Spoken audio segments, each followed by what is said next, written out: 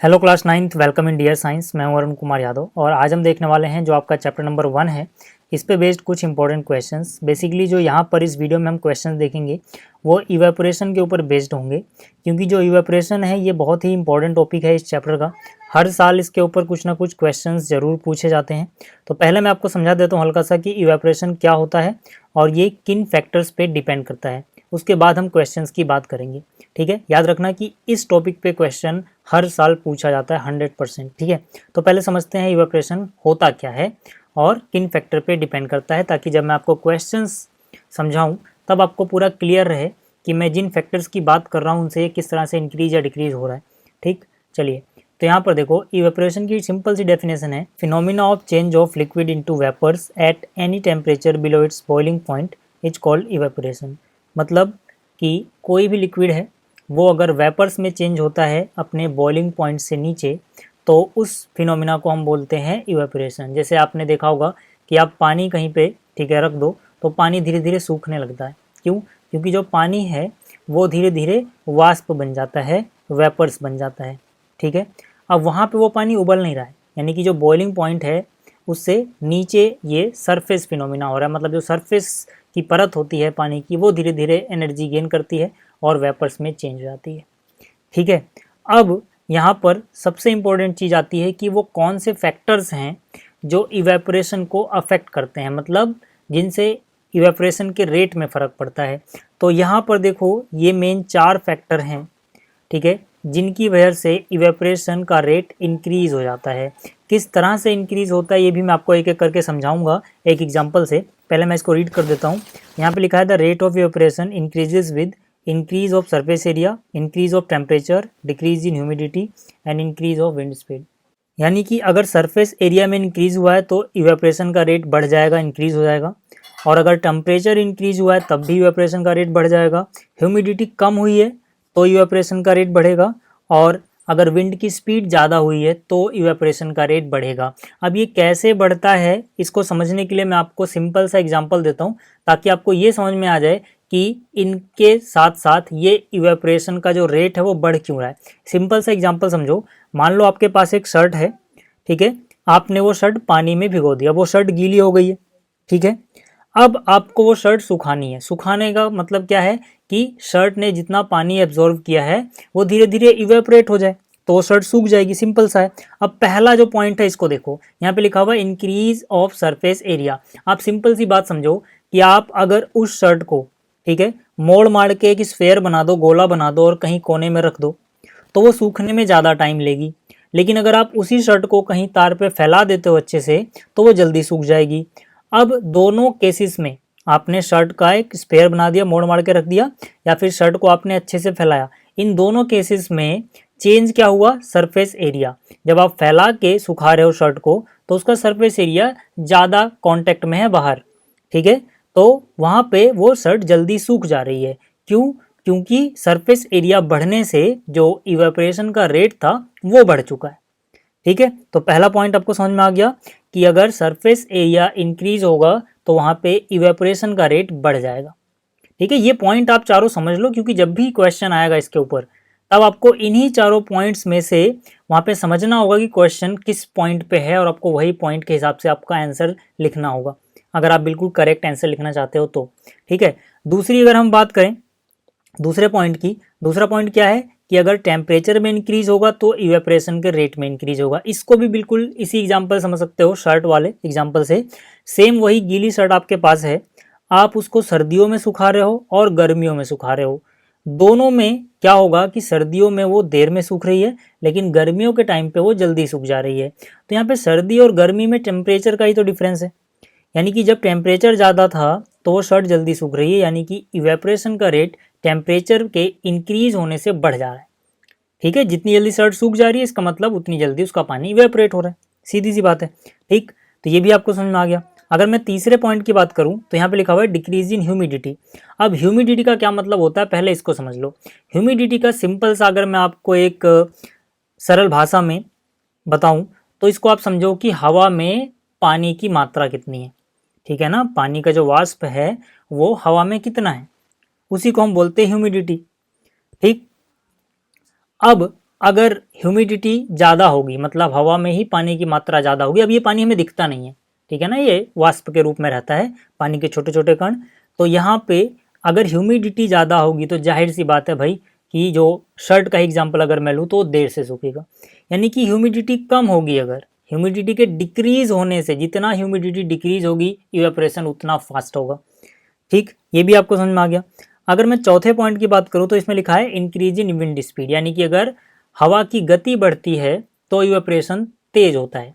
इसको भी आप सिंपली समझ सकते हो यार, आप शर्ट को ऐसे टाइम पे या फिर ऐसी जगह पे सुखा रहे हो जहाँ पे हवा नहीं है या बहुत कम हवा चल रही है, कहने का मतलब है। और उसी शर्ट को अगर आप ऐसी जगह सुखाओ जहाँ पे हवा की स्पीड बहुत तेज है, तो जहाँ पे हवा तेज चल रही है वहाँ पे वो शर्ट जल्दी सूख जाती है। क्यों? क्योंकि उसका पानी जल्दी इवेपोरेट हो जाता है। ठीक है, यानी कि इवेपोरेशन का जो रेट है वो इंक्रीज होता है विंड स्पीड के बढ़ने से। ठीक है, ये समझ में आ गया। अब इसके बाद आपको एक पॉइंट नोट करना है जो कि बहुत सारे जो क्वेश्चन है इवेपोरेशन के ऊपर उनमें काम आएगा। वो पॉइंट है इवेपोरेशन कॉज कूलिंग, यानी इवेपोरेशन से कूलिंग होती है। जब भी कोई चीज़ इवेपोरेट होती है तो वो आसपास ठंडक लाती है। अब कैसे लाती है इसके बारे में भी समझ लो, ठीक है, कि इवेपोरेशन से कूलिंग क्यों होती है, ताकि आप क्वेश्चन को बहुत अच्छे से लिख पाओ। तो इसका सिंपल सा आंसर है, during evaporation the particles at the surface of the liquid gain heat energy from the surroundings and change into vapour, this cause cooling effect. मतलब होता क्या है कि समझो, ठीक है, समझो यहाँ पर, ठीक है, इसमें मान लो हमने पानी भर के रखा हुआ है, तो होगा क्या, जो इसके टॉप लेवल पे पानी की एक लेयर है, ठीक है, वहाँ पे जो पार्टिकल्स हैं वो क्या करेंगे, वो धीरे धीरे अपने सराउंडिंग से हीट एनर्जी एब्जॉर्ब कर लेंगे। और हीट एनर्जी एब्जॉर्ब करने के बाद जब इन पे ज़्यादा एनर्जी आ जाएगी तो ये वेपर्स में, वाष्प में चेंज हो जाएंगे। अब क्योंकि इन्होंने इवेपोरेट होने के लिए अपने आसपास से गर्मी ले ली, हीट एनर्जी ले ली, तो जाहिर सी बात है वो हीट एनर्जी इनको वेपर बनाने में खर्च हुई, तो आसपास का जो टेम्परेचर है वो डाउन हो जाएगा, यानी कि कूलिंग इफेक्ट वहाँ पे आपको नज़र आएगा। क्यों? क्योंकि जो हीट एनर्जी है वो इन्होंने यूज़ कर ली। ठीक है, तो इसका सिंपल सा रीज़न है, फिर से एक बार मैं पढ़ देता हूँ कि जो पार्टिकल्स होते हैं, ठीक है, लिक्विड के, वो हीट एनर्जी गेन कर लेते हैं अपने आसपास से, यानी सराउंडिंग से, इसीलिए सराउंडिंग में कूलिंग इफेक्ट हमें नज़र आता है। तो ये आपको समझ में आ गया कि भाई जो इवेपोरेशन है वो कूलिंग इफेक्ट पैदा करता है, और वो क्यों करता है ये भी समझ में आ गया। अब जरा इसके ऊपर क्वेश्चन देखो, ठीक है। आप याद रखना कि जो हमने इससे पहले पॉइंट देखे, मैं बात कर रहा हूँ इन पॉइंट्स की, ठीक है, इन पे ही बेस्ड जो क्वेश्चन होंगे ज़्यादातर वो आएंगे, ठीक है, और कूलिंग इफेक्ट पे। देखो चलो अब शुरुआत करते हैं इसके फर्स्ट क्वेश्चन से। जो पहला क्वेश्चन है इसमें बोला गया है, why does a desert cooler cools better on a hot dry day. अब यहाँ पे आपको क्वेश्चन ये पूछ रहा है कि भाई जो कूलर है वो गर्मियों के मौसम में खास करके ड्राई डे पे ज़्यादा ठंडा क्यों करता है। तो आपको यहाँ पे नज़र आ रहा होगा कि पहली बात तो यहाँ पे बोला गया है हॉट डे। हॉट डे में क्या होगा, टेम्परेचर ज़्यादा होगा, टेम्परेचर ज़्यादा होने से क्या होगा, इवेपोरेशन का रेट ज़्यादा होगा, जो मैंने आपको भी समझाया। तो इवेपोरेशन का रेट ज़्यादा होने से क्या होगा, इवेपोरेशन से कूलिंग होती है, तो जितना रेट ज़्यादा होगा इवेपोरेशन का उतनी अच्छी कूलिंग होगी। इसी तरह से यहाँ पे बोला गया ड्राई डे। ड्राई डे का मतलब क्या है, ह्यूमिडिटी बहुत कम है।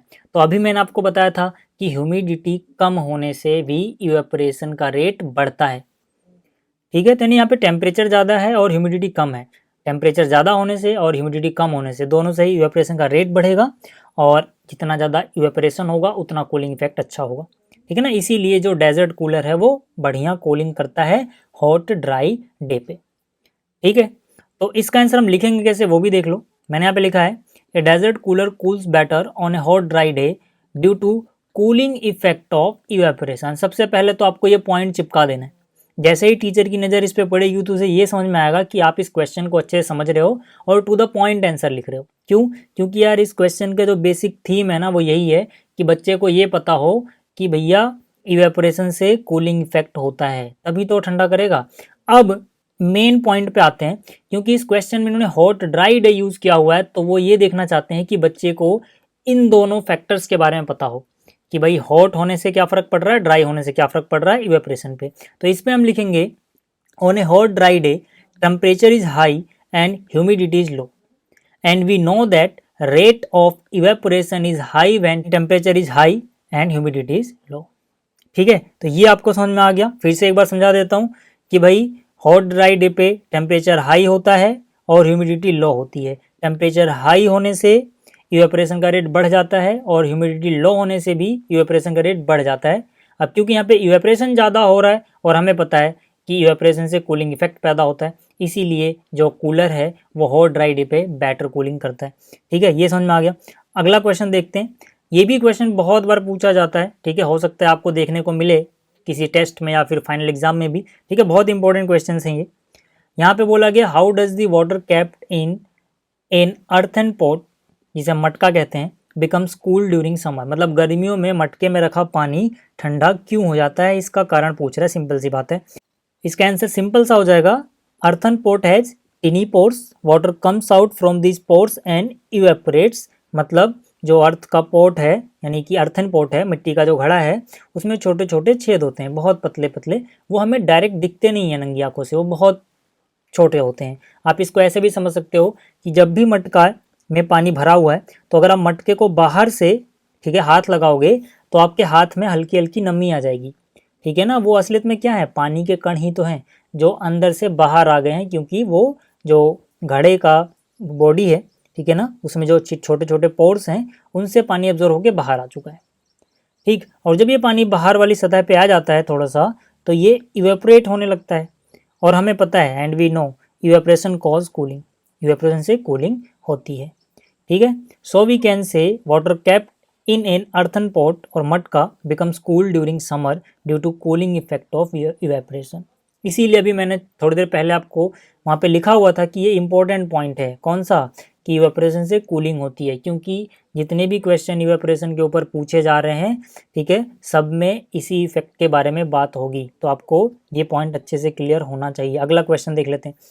अगला क्वेश्चन है, why does our palm feel cold when we put some acetone or petrol or perfume on it. मतलब सिंपल सी बात है, परफ्यूम की बात ले लेते हैं यहाँ पे। ठीक है, परफ्यूम आप अपने हाथ पे छिड़कोगे तो आपकी हथेली जो है, ठीक है ना, वो ठंडक महसूस करेगी। तो ऐसा क्यों होता है, इसके बारे में पूछा गया है। ठीक, तो यहाँ पे हम सिंपल सा यही आंसर लिखेंगे भाई, कूलिंग इफेक्ट वाला ही। ठीक है ना, तो यहाँ पे क्या लिखेंगे, when we put some acetone or petrol or perfume on our palm, it takes heat from our palm and evaporates and this evaporation cause cooling। मतलब जब भी हम अपने हाथ पे चाहे एसीटोन डालें या पेट्रोल डालें या परफ्यूम डालें, ठीक है, तो हमारे हाथ की जो हथेली है वहाँ से जो ये परफ्यूम वगैरह के कण हैं, ये एनर्जी को एब्जॉर्व कर लेंगे और इवेपोरेट हो जाएंगे। ठीक है, और इसी वजह से, क्योंकि इन्होंने हमारे हाथ से एनर्जी एब्जॉर्व करके इवेपोरेट हो गए ये सब, तो इसी इवेपोरेशन की वजह से वहाँ पे कूलिंग इफेक्ट होता है। ठीक, अगला क्वेश्चन देखो यार। अगला क्वेश्चन है, why are you able to sip hot tea और milk faster from a saucer rather than a cup. मतलब कि जो अपने पास सॉसर होता है, ठीक है ना, एक प्लेट नुमा जिसपे हम चाय पीते हैं, ठीक है, इसमें हम चाय जल्दी आसानी से पी लेते हैं, जल्दी पी लेते हैं, लेकिन जो कप है उसमें हमें टाइम लगता है। तो ऐसा होता क्यों है, इसका सिंपल सा रीज़न है यार। देखो, जो सॉसर होगा ना, उसका सरफेस एरिया ज़्यादा होगा। उन्हीं चारों पॉइंट्स में जो मैंने आपको ही बताया, उनमें से आपको आंसर ढूंढ के निकालना है। देखो, आपके पास सॉसर है, ये प्लेट नुमा होता है, ठीक है, तो इस पर आप कोई भी गर्म चाय या मिल्क डालोगे तो यहाँ पे सरफेस एरिया ज़्यादा होने की वजह से इवेपोरेशन ज़्यादा होगा। इवेपोरेशन ज़्यादा होने की वजह से कूलिंग इफेक्ट ज़्यादा होगा। जबकि जो कप है, ठीक है ना, कप में सरफेस एरिया बहुत कम होगा, तो वहाँ पे इवेपोरेशन इसके मुकाबले कम होगा, तो वहाँ पे वो ठंडा होने में ज़्यादा टाइम लेगा, इसीलिए हम यहाँ पे इतनी आसानी से नहीं पी पाएंगे। लेकिन क्योंकि जो सॉसर है, ठीक है, उसमें ये फैल गया है, पूरा सरफेस एरिया ज़्यादा है, तो इवेपोरेशन ज़्यादा हो रहा है, इसीलिए यहाँ पे कूलिंग इफेक्ट ज़्यादा होगा और ये जल्दी ठंडा हो जाएगा। तो इसका आंसर हम लिखेंगे कैसे, वो समझा देता हूँ। यहाँ पे हम लिखेंगे, a saucer has more surface area as compared to a cup and evaporation increases with increase in surface area and we know evaporation cause cooling, that's why we are able to sip hot tea और milk faster from a saucer. ठीक है, तो ये वो question थे जो evaporation के ऊपर पूछे जाते हैं। इनसे मिलते जुलते भी अगर क्वेश्चन पूछे जाएंगे तो अब तक आपको इतना समझ में आ गया होगा कि कूलिंग इफेक्ट जो इवेपोरेशन से होता है उससे उस पर ही बेस्ड वो आंसर होगा और आपको किस तरह से लिखना है। तो उम्मीद कर रहा हूँ आपको ये वीडियो में जो क्वेश्चन मैंने बताए और इवेपोरेशन का जो कॉन्सेप्ट बताया वो समझ में आ गया होगा। जल्दी मिलेंगे अगली वीडियो में। इस वीडियो को देखने के लिए थैंक्स।